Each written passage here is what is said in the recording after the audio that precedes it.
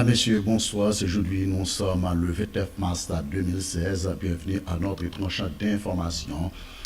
Les points qui seront développés à ce journal pour ce mardi 29 mars 2016, le président provisoire de la République a installé le gouvernement de NX Jean-Charles qui a été ratifié par le Parlement haïtien. Dans le discours circonstance, l'ancien Premier ministre Evans Paul a félicité le nouveau Premier ministre et a fait un éloge pour les élections qui ont été déroulées en Haïti.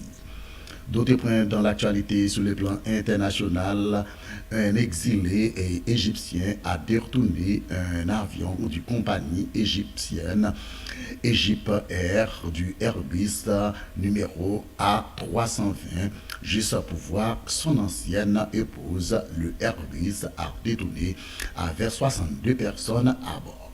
Madame, Messieurs, ces titres et d'autres qui feront l'essentiel de notre journal pour ce mardi 29 mars 2016. Nous vous y reviendrons après les pauses pour les développements.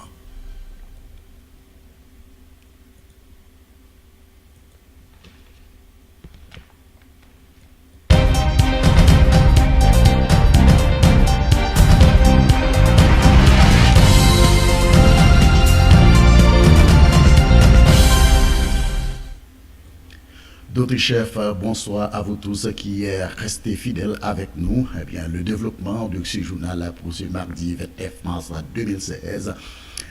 Le président provisoire de la République d'Haïti, M. Jocelyn Privé, a installé le gouvernement de NX Jean-Charles qui a été ratifié par le Parlement haïtien. Dans le discours circonstance, l'ancien Premier ministre Evans Paul a félicité le Premier ministre et a fait un éloge pour les élections qui ont été déroulées en Haïti. Écoutons les discours des trois chefs d'État, le Premier ministre sortant, Evans Paul, le Premier ministre, le nouveau Premier ministre et le Président de la République.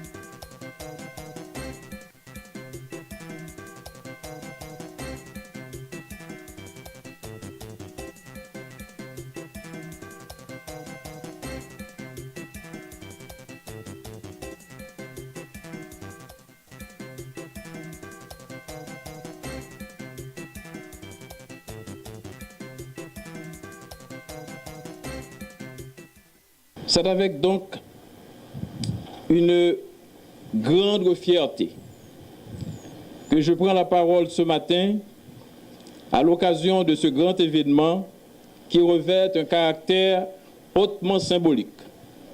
Il indique de manière précise que le dialogue, la bonne foi, la raison, la sagesse et l'esprit patriotique sont les ingrédients essentiels dans l'aménagement d'un espace de stabilité et d'apaisement pour le triomphe des valeurs républicaines. Lorsque le gouvernement de consensus que j'ai dirigé depuis le 19 janvier 2015 a pris les rênes du pouvoir, il n'avait que deux objectifs clairement définis: l'apaisement sociopolitique et l'organisation des élections. Effectivement, nous avons ramené la paix dans les rues, les échanges entre adversaires politiques devinrent moins violents, moins émotionnels, moins démonstratifs. Au moment d'initier le processus électoral, en mars 2015, j'avais aussi lancé un vibrant appel aux acteurs politiques, partis politiques et regroupements de partis à plus de retenue, de tolérance et de fair-play démocratique, mais aussi à la vigilance, car en fin de compte, c'est Haïti qui doit gagner par-dessus tout. Les élections du 9 août et du 25 octobre 2015 se sont passées comme nous le savons tous.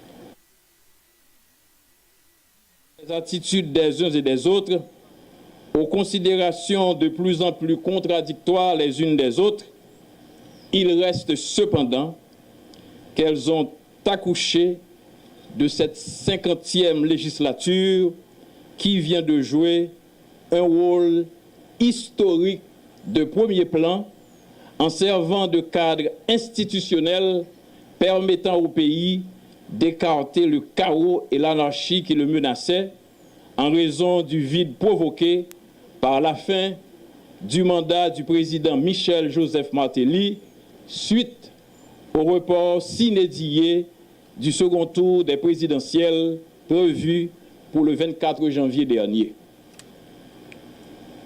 Je me félicite d'avoir accompli une bonne partie des objectifs que je m'étais promis d'atteindre, dont la création des conditions objectives permettant la mise en place d'une institution aussi essentielle et aussi vitale pour la démocratie qu'est le Parlement.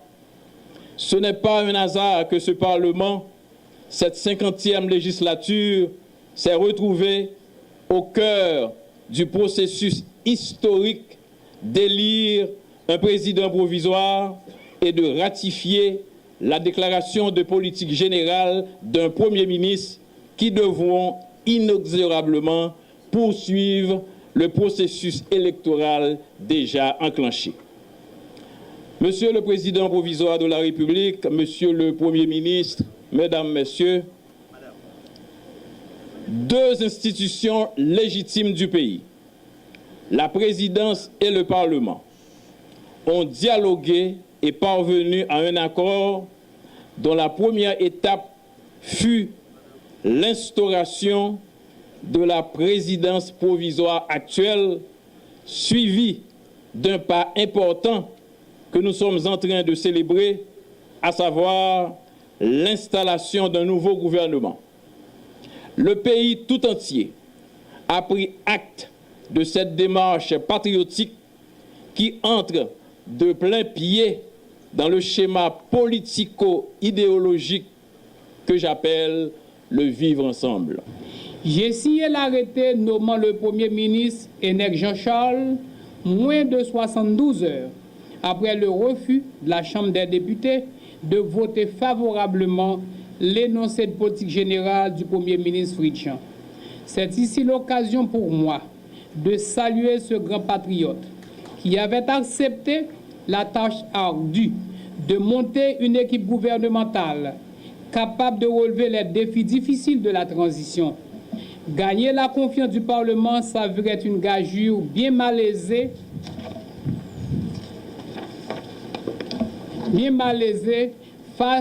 en face d'une législature nouvelle dont le profil et les contours n'étaient pas encore clairement définis.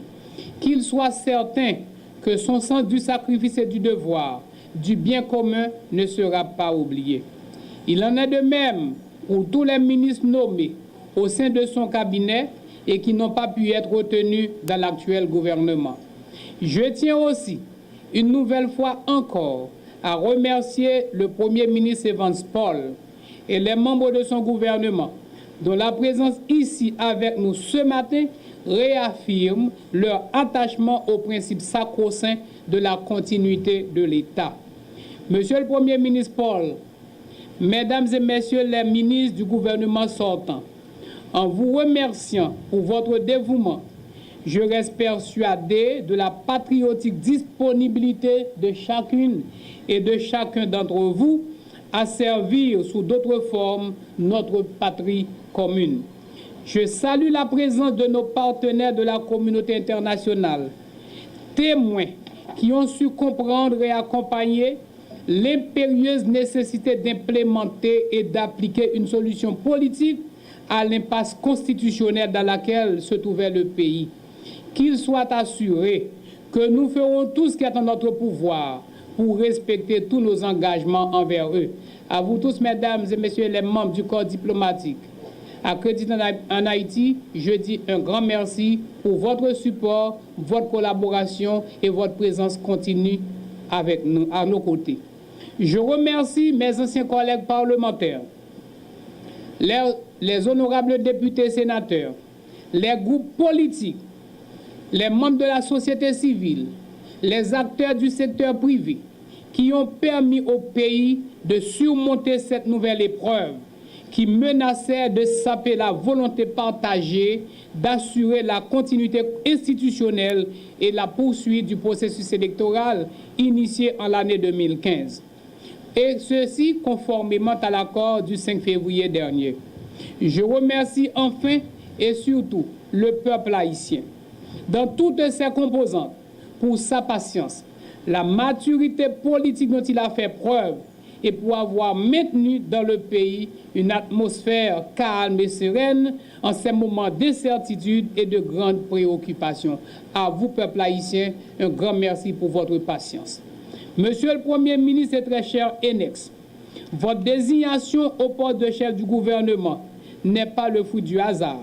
Votre carrière est un témoignage de votre engagement à servir l'État, mais surtout de votre habileté à dénouer les conflits et toujours chercher des solutions consensuelles dans les moments qui ont marqué votre passage, aussi bien dans la présidence que dans les autres fonctions que vous avez eu à occuper. Le quasi-plébiscite reçu au Parlement a été reçu au Parlement à votre déclaration de politique générale n'est pas le succès d'un homme ou d'une équipe, mais celui d'une méthode et d'une ligne de conduite au service de la République et de la nation. Monsieur le Premier ministre, c'est dans la droite ligne de cette méthode que je vous enjoins à exercer vos fonctions de chef du gouvernement. Il vous faudra entretenir et renforcer dans le respect de la séparation des pouvoirs cette vision majoritaire que vous avez su faire accepter par le Parlement devant qui vous et vos ministres sont responsables. Le gouvernement que vous aurez à diriger n'est pas la résultante de la victoire d'une équipe politique, mais bien celle d'un consensus difficilement obtenu. Il vous faudra donc construire la solidarité nécessaire à une action gouvernementale cohérente. Il sera indispensable de convaincre et de rassurer la classe politique et les groupements organisés de la société civile. Calme, modération et pondération vous seront en permanence indispensables devant les énormes défis qui vous attendent. Je me vois obligé de rappeler que ma présidence provisoire est fondée sur 4 grands axes prioritaires. Premièrement, la formation d'un gouvernement de consensus dont vous êtes le chef de ce gouvernement. La redynamisation du Conseil électoral provisoire qui va intervenir dans les prochaines heures. La poursuite du processus électoral entamé en 2015, une fois ce Conseil électoral prend corps. C'est avec un sentiment de satisfaction que je m'adresse à vous aujourd'hui en ma qualité de Premier ministre, après le vote quasi unanime des sénateurs et des députés par lequel ils ont exprimé, dans un esprit constructif, leur adhésion à ma déclaration de politique générale. Ils ont en effet décidé de m'accorder leur confiance pour conduire l'action gouvernementale conformément aux vœux de la Constitution et de l'accord politique du 5 février 2016. Plus qu'un bonheur ou un honneur personnel, cette décision est avant tout le gage d'une confiance mutuelle à l'issue du choix du président provisoire de la République, son Excellence M. Joslerm Privert, qui m'a nommé au poste de Premier ministre. Permettez-moi de saisir cette occasion pour lui renouveler ma gratitude et mes remerciements pour avoir placé sa confiance en moi. Je voudrais également remercier, au nom de tous les membres de mon équipe gouvernementale, les honorables sénateurs et députés qui, je le répète, dans un élan de concorde, d'entente, de compromis et d'abnégation, se sont élevés au-dessus des clivages politiques, des sensibilités idéologiques et des intérêts partisans pour doter notre pays d'un gouvernement de consensus que j'aurai l'honneur de diriger aux côtés du président de la République, son Excellence M. Joslerm Privert. J'ai pris bonne note de votre message et de vos consignes, Monsieur le Président de la République. En ces instants solennels où vous procédez à mon investiture dans mes fonctions de Premier ministre, sa haute portée invite chacun des membres du gouvernement à une action concertée. Voilà, c'était le discours du président de la République et du Premier ministre Evans Paul, Premier ministre sortant, et du nouveau Premier ministre. Il s'agit de M.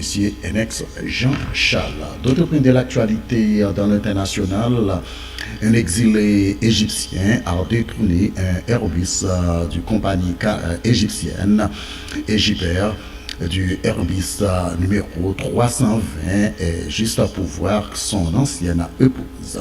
Le Airbus détourné avait 62 personnes à bord. Écoutons un extrait de chaîne France 24.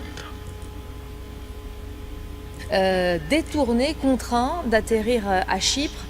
Depuis, une partie des passagers, la grande majorité, a pu être relâchée, resterait encore à bord quelques personnes, notamment les membres de l'équipage. On va retrouver pour faire le point tout de suite en direct d'Athènes notre correspondante Alexia Kefalas. Alexia, bonjour. Où en est-on exactement? Il semblerait qu'au moment où l'on parle, ça bouge à nouveau du côté de l'avion.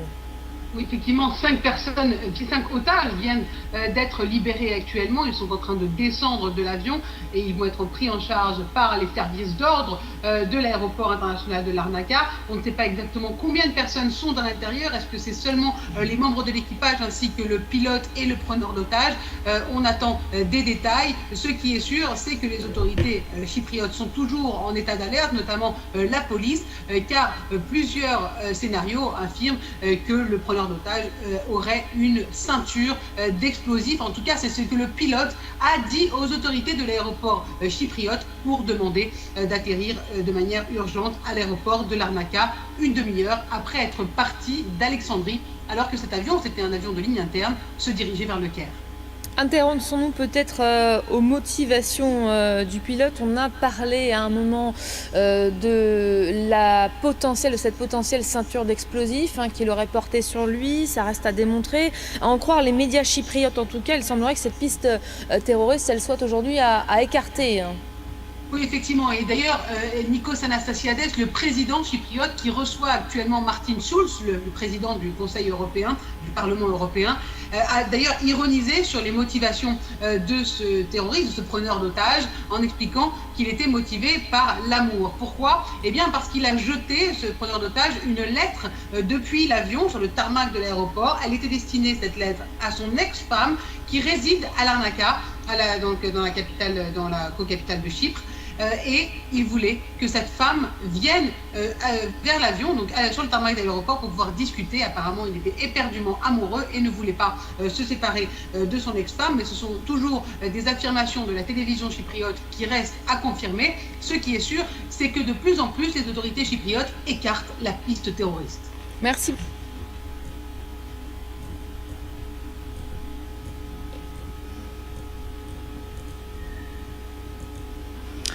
Merci, c'était chaîne France 24 qui nous a été informé concernant un détournement d'un avion Airbus égyptien qui a détourné par un exilé égyptien. Madame, Messieurs, merci d'avoir été l'un des nôtres pour ce jeudi 29 mars 2016. Le rendez-vous est classé pour demain avec votre serviteur Steven Luni au microphone. Merci beaucoup.